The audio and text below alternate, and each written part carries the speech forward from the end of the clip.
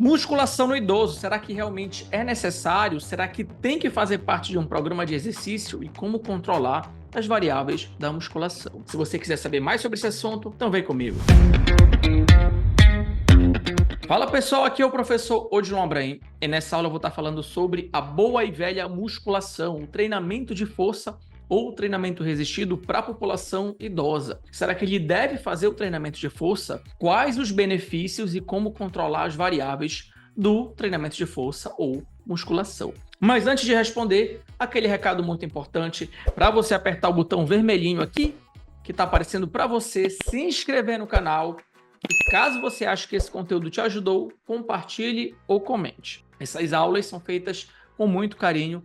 Toda semana tem aula gratuita sobre educação física, nutrição esportiva com a professora Rejane também, sobre fisiologia, entre outros temas. Vamos falar agora de musculação. Essa aula foi baseada no guideline, que é o posicionamento, a diretriz do Colégio Americano de Treinamento de Força e Condicionamento Físico, que é o Journal Strength Conditional Research. Está bem aqui na tela para vocês, treinamento resistido para a população idosa, Positional Statement. E o que eles recomendam? Que adultos de meia idade e idosos devem fazer o treinamento de força. Até porque ele promove o aumento da massa muscular, da densidade mineral óssea, da força, da capacidade física funcional, está associado também com redução da pressão arterial, redução de risco de evento coronariano, entre outros benefícios.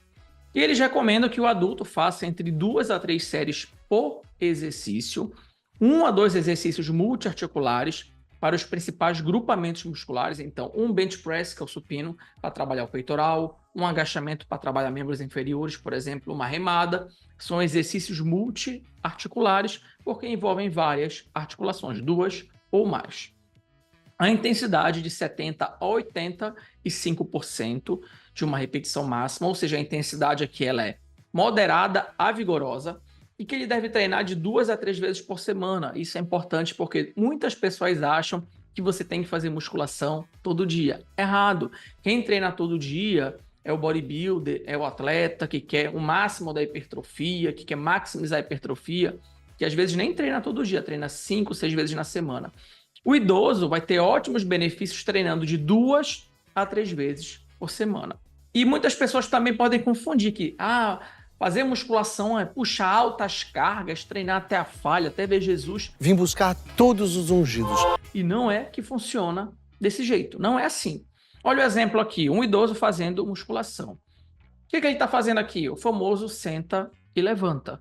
Senta e levanta utilizando aqui o peso corporal. Isso também é musculação. Bora para um outro exemplo aqui. Aqui já é um idoso que tem um pouco mais de independência funcional, ele faz o senta e levanta sozinho, utilizando já uma carga externa, que são os halteres. E o último exemplo, temos um idoso com mais independência funcional ainda, realizando aqui o deadlift, o famoso levantamento terra, que está muito bem fisicamente e funcionalmente falando. Tudo isso é musculação. Com relação ao volume, quanto de volume que o idoso tem que fazer?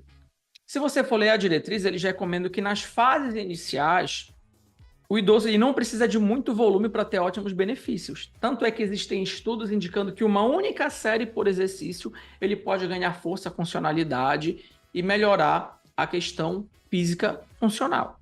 Lógico, com o tempo a gente vai aumentando esse volume, até para respeitar um princípio, que é a sobrecarga progressiva. Mas nas primeiras semanas de treinamento, de até 12 semanas, não tem diferença significativa do ponto de vista científico o idoso fazer uma série por exercício ou 3 séries, fazer séries únicas ou séries múltiplas. No curto período, logicamente que com o passar do tempo, a gente vai ter que aumentar esse volume. Isso é importante até por uma questão de política pública. Se ele está trabalhando com a mínima dose, eu consigo atender mais pessoas. Nós temos até estudos sobre isso, na época foi o mestrado, nós avaliamos uma série única por exercício versus 3 séries em idosos e avaliamos a força, a funcionalidade e a força muscular respiratória. E não teve diferença significativa fazendo uma ou 3 séries em até 12 semanas, porque À medida que ele vai ficando mais treinado, é uma obrigação, na verdade, aumentar esse volume. Além disso, quando eu falo de idoso, as pessoas acham que o idoso ele é de vidro, que ele não pode fazer com muita intensidade, que ele vai quebrar, que ele vai morrer, que ele vai infartar. E não é assim.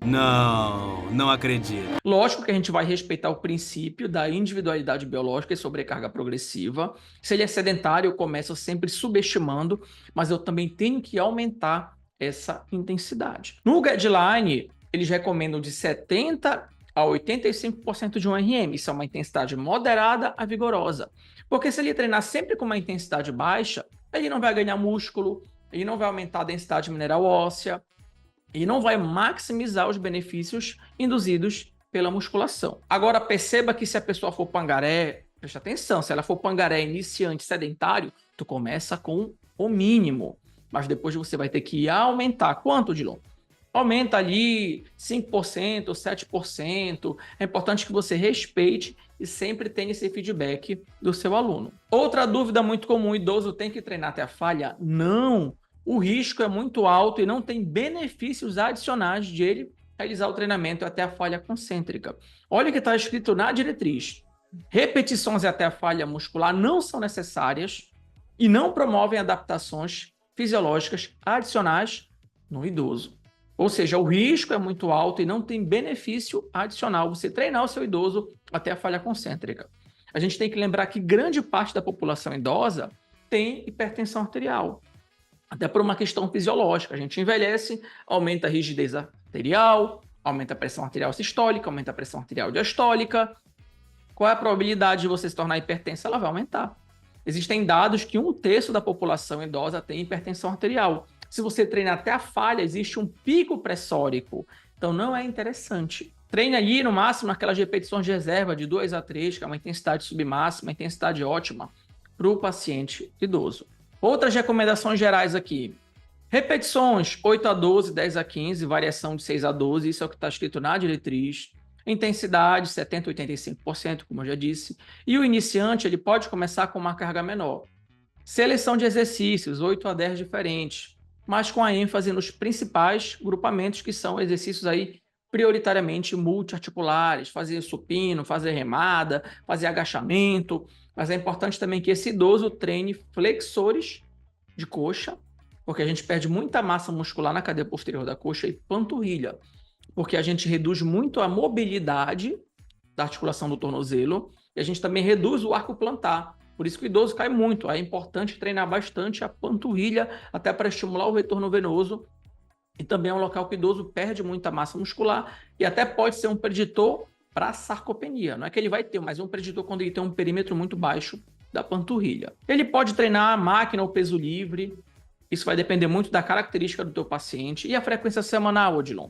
Como eu já disse, de 2 a 3 vezes por semana. Não precisa treinar todo dia. E uma outra opção que está em alta hoje é o Power Training. Como ele perde muita fibra de contração rápida dentro da tua periodização, do teu macrociclo, você pode colocar sessões específicas de potência, em que ele vai fazer o exercício mais rápido, reduzindo carga, priorizando a velocidade. A gente chama isso de Power Training na musculação e é uma opção interessante para a população idosa. E nós temos que priorizar também movimentos que mimetizam as atividades básicas do dia a dia. Isso nós já sabemos, isso está muito claro pela literatura científica. Essas são as recomendações globais. Relembrando que não são minhas opiniões, não é a minha opinião, isso aqui é o guideline do Jornal de Força e Condicionamento Físico, que foi escrita pelos principais autores do mundo na área de treinamento de força. E se vocês tiverem alguma dúvida sobre essa aula, coloca aqui nos comentários, vai ser um prazer responder. E a gente se encontra até o próximo vídeo. Aquele abraço. Eu perguntava, do you wanna